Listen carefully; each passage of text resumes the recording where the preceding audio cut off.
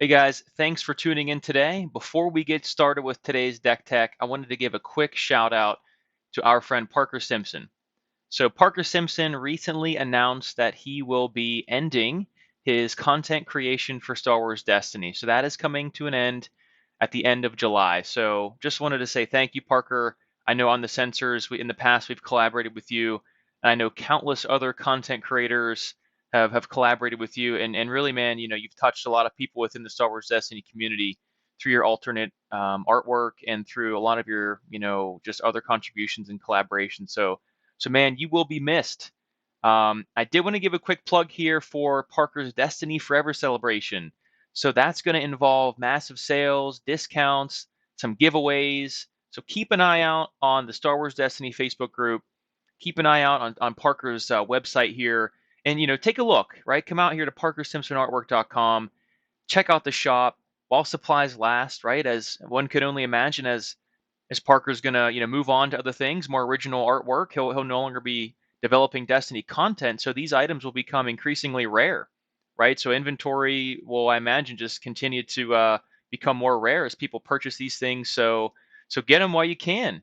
But again, wanted to just say thanks again, Parker. We appreciate everything you've done for the community. I know a lot of people out there have much more history with you than I personally do, but man, my time working with you, it's been fantastic. So again, just want to say thank you for everything you've done for the game, and keep us posted on what comes next for you, man. We would love to see that and learn more about that. So yeah, man, may the force be with you. So take care, Parker. Hello, everyone. Welcome back to another On the Sensors Deck Tech video. Majo here with you this time. Excited to share with you guys my latest flavor of the week. So this is a deck that I call Ping Ping, and it's got Aphra run elite here at 13 points. Commander Pyre, who was recently balanced down to 13 points elite, so that's 26 points between the two characters. And then it runs the Sweeper Droid Red Villain Infiltration plot, so that comes in at 3 points non-elite. And of course, the other side of that is the Demolition Droid. So I'll explain in a couple of minutes here how you flip that plot back and forth and how it plays into the strategy. But this is a deck I've been having a ton of fun with. I actually brought it recently to the high stakes free release party event a couple weekends ago, and it went 2-1, so it did okay. I had to drop after round 3, so unfortunately I wasn't able to see how it did against the broader field. But um, this was a deck that I was toying around with a little bit before high stakes, but there was some stuff that came out in high stakes that made it even better. So very excited to share it with you today. I've also been running this in the Echo Base OP League, which has been a lot of fun. Shout out to those guys in general, actually, for starting up that league. It's fantastic. You want to look for a sort of more of a casual match, go and post out in the Echo Base OP League channel. Look for more information out there if you want to join that. So anyway, this is the deck I've been playing in that league and just casually. It's just a lot of fun. So essentially, what it's trying to do is burn. This is a burn deck. So if you've got a history with Magic the Gathering, you will know what I mean when I say red deck wins. So this is sort of this is analogous to that, right, as far as Destiny goes. So I mean, you can see it, right? You can see the early workings of that just built right into the characters here. Aphra does 1 indirect damage, her passive, right? When you play a droid, she does 1 indirect damage to your opponent. Pyre, when you claim or take control of the battlefield, do 1 indirect damage to your opponent. The plot. So the plot is very interesting. This may not be one that you're super familiar with. It came out in Transformations, um, and basically you action it to play an event from your hand. And so then the plot will resolve itself first. So if you think about the queue or different things that have to happen in order. So first the plot resolves, and the plot says play an event from your hand to reroll the die. To reroll a die, then flip this plot. So the plot is sort of like when it's on this side being flipped over to this side, it's sort of like soft mitigation. So it's a nice way to maybe re-roll one of your own blanks in a pinch, or you can re-roll a Mando 3 gun, right? If you have no other way to mitigate that die. So it's actually really nice as soft removal and a little bit of let's say your opponent just focuses a couple of their dice, and all you have to do is really action it, play an event from your hand. You can re-roll their dice and really disrupt their plans. So I'll talk a little bit more about that here in a bit, but essentially this deck is really just trying to burn your opponent down before they can defeat you. So the battlefield is actually, it works very well with this deck as well. So this is Valley of the Dark Lords, probably not one you see very often because it can have a pretty negative effect for you actually if you're not fast enough. But this deck is very fast and wants to play a bunch of events, resolve dice quickly, and just get out of there, right? And so Valley of the Dark Lord says claim to remove a non-character die. So this deck is fast enough to be able to take full advantage of that if it wins the roll-off. And if I win the roll-off in this deck, I am never taking the shields. I want my battlefield every time, right? Because that's going to get rid of upgrade dice. It's going to get rid of support dice, vehicle dice, so all kinds of good stuff. So anyway, let's start first with the damage from hand cards or support related cards that do damage. So got the classic improvised explosives. So 2 copies of that. That's a great card to get out, early on, so you can take off those resources and then they'll blow up for 3 indirect damage. So nothing too surprising there. Cruel Methods. It's a no-brainer with Pyre. Believe I've done previous deck techs with Pyre, and this just card goes hand in hand. It was made for Pyre. So this is a card though that you may not have seen in a long time. It can be tough to play, but it's called Extermination Order. Extermination Order does 3 indirect damage to your opponent, but it costs 3 resources, and it's got some spot requirements. So it says spot a red trooper to deal 3 indirect damage to your opponent, then spot a red leader to gain 2 resources. So effectively, you can play it for $1, but you need Pyre to be alive. So this is absolutely a card you want to get out early game, round 1, round 2, even maybe beginning of round 3. As long as Pyre's still alive, this card is active. You want to try to get up to your 3rd resource to play that card as fast as you possibly can to maximize its value and spot in the deck. Another card that's going to be doing 3 indirect damage out of hand is Everybody Profits. So that one's a little easier to play. All you have to do is so it's a 0 cost event. You simply give your opponent 1 resource to hit them for 3 indirect damage. So it's absolutely fantastic. The other damage out of hand card is going to be, this one's new from High Stakes. It's called Self-Destruct. So I love this card. This is a fantastic event. You blow up one of your droids. Could be a droid character, could be a droid support. In this case, in this particular deck, it will be support. To hit your opponent for 3 indirect damage. So it's absolutely, coupled with all these ways to do indirect damage, damage out of hand, not to mention your character dice. It's a lot of damage coming at your opponent. So next, let's talk about the actual droids that I bring straight, into the deck, the 30 cards, not the set-aside ones. Come back to that. So we've got 1 copy of an MSE6 droid. So this is a cool little droid. I only have 1 copy of it. So when you play it, it's actually free. The cost is X, or X is equal to the number of droids of this droid. So the first one you play costs 1. The next one you play the first one you played cost 0. And then the next one you play would cost 1, and so on. So I only have 1 copy of that. But essentially, it comes into play, you can action this thing to focus any die. It can be on your side of the table or your opponent's side of the table. And basically, a great play would be to play this thing. You're doing an indirect with Aphra, and then you maybe focus one of your blanks, right, to whatever you need, right? Maybe you need money, maybe you need a 2-gun. And then you resolve your die, and then the next turn you blow it up with self-destruct. So pretty slick. We also have 2 copies of Stat Droid. So this is a classic 1-drop with 3 damage sides, right? It's got 3 blanks, but it also has 3 damage sides. It's got a 1 gun, 1 indirect, and a 3 indirect for 1. You look at that on the surface, it doesn't seem very significant, but it adds up. Also, just built into the deck, got 2 VPDs. So next, let me show you guys some of the ramp that I've got, and then I'm going to go back and we'll kind of talk about the overall strategy. So I've got, running out of room here, I've got 2 copies of Fresh Supplies and 2 truces. Right, so as far as ramp goes, just making some extra money to play those events, especially turn 1 if I get, Extermination Order and I just so happen to not have rolled out money, then, these cards are going to come in handy. As far as removal goes, there's really not that much, right? Not counting these VPDs, which are fantastic removal in and of themselves. We've got 2 copies of Survival Instinct. So this is a great card if you control the battlefield. You can give control of the battlefield to your opponent to remove a die showing a value of 2 or less. So it's a great card because I tend to have the battlefield in this deck because it's so fast. Also, 1 copy of a Sinister Piece, 2 armor platings, and of course, because I've got a red trooper, 2 copies of Riot Shield. So that'll block 3 if it's on Pyre, and only blocks 2 if it's on Aphra. But still, great value. And that's it. As far as removal, that's really it.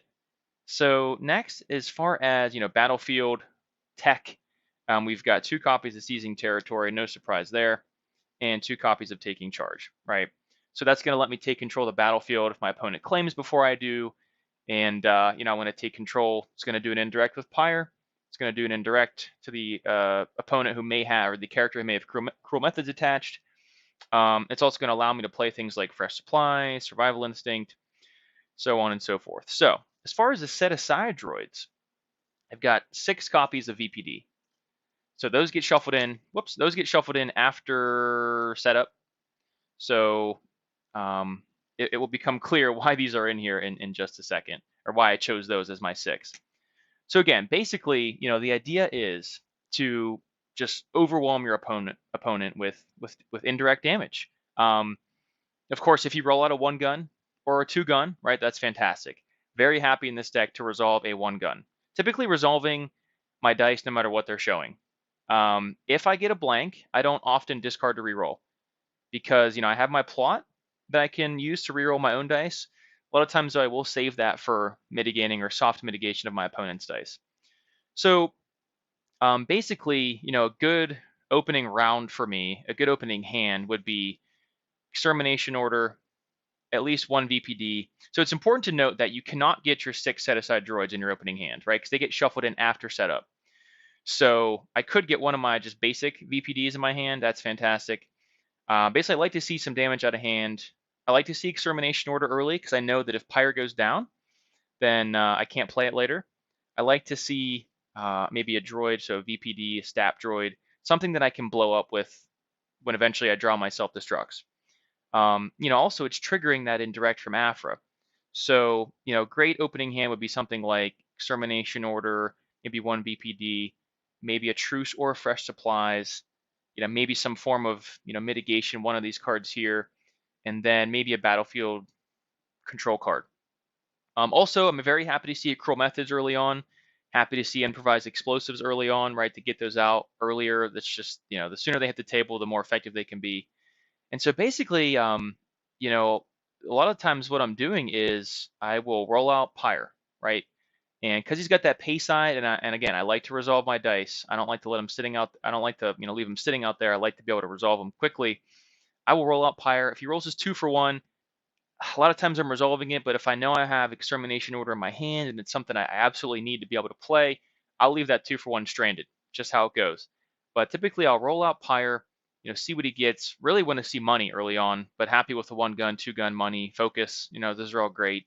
And then eventually I'll sort of see what my opponent's doing, roll out Aphra as well. And then, once, again, I like to have an event in my hand. Any of these events can trigger the Sweeper Droid Infiltration side of the plot, right? So let's say my opponent rolls out Mando, and I don't have any mitigation in my hand, right? I'm sort of caught with my pants down. As a last-ditch effort, I could always Truce or Fresh Supplies or play my, one of my damage out of hand cards by actioning the plot. So first you action the plot, you announce the event you're going to play, and then you target the die you want to reroll. So you reroll their 3 gun. Hopefully it rolls a blank or a 2 disrupt or something that's not going to affect you too much. So then the plot's flipped, right? So then it's their turn, right? They take their action. Hopefully you soft mitigated their die, and it comes back to you. And so now you want to be able to action this again to play a non-event card. So that's how you get it back to this side. So you action this side to play a non-event. A non-event is simply anything that's not an event, right? It's just that. So it could be an upgrade, it could be a support, and so what you really like to do though is to be able to play one of your droids. So if you action this to play a VPD, to play an MS E6 droid, to play a STAP droid, that's going to do 1 indirect damage from the plot, and then it's going to do 1 indirect damage from Aphra. So when I tell you this damage adds up, man, it just really can add up and be a barrage for your opponent. So really the deck is all about just flipping this plot back and forth. Sometimes I flip it 2 times per round. It just really depends on what's in my hand. And resolving your dice as quickly as possible, playing some of your damage out of hand cards, being very smart about when you play cards like seizing territory and taking charge, right? You sometimes want to hold on to those whenever your opponent's claimed, or you suspect they've got the tempo, they're going a little faster than you. You hold on to that so you can get that battlefield back. And when you do, it's going to do damage with Pyre.